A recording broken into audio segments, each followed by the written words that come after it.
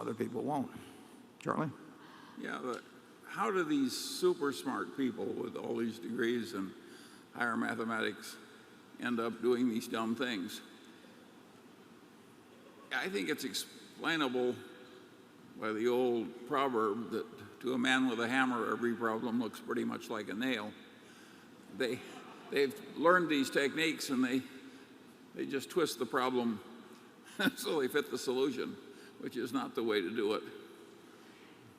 And they have a lack of understanding of history, I would say. That one of the things in 1962, when I set up our office at Kiewit Plaza, where we still are, it's a different floor, I put 7 items on the wall. Our art budget was $7, and I went down to the library, and for $1 each, I made photocopies of the pages from financial history.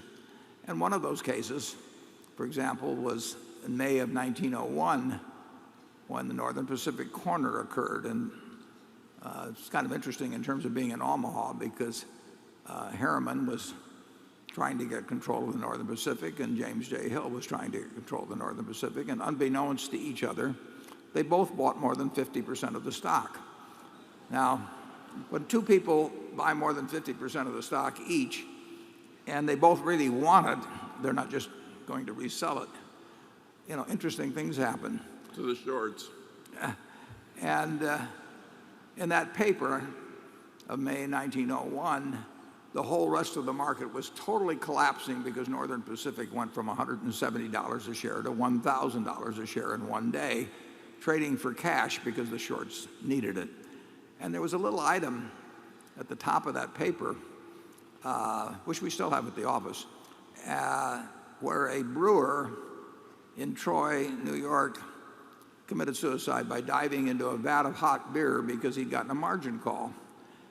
And to me, the lesson, that fellow probably understood sigmas and everything and knew how impossible it was that in one day a stock could go from 170 to 1,000 and cause margin calls on everything else. And he ended up in the vat of hot beer, and I've never wanted to end up in the vat of hot beer. So those 7 days that I put up on the wall, life in financial markets has got no relation to sigmas. I mean, if everybody that operated in financial markets had never had any concept of standard errors and so on, they would be a lot better off.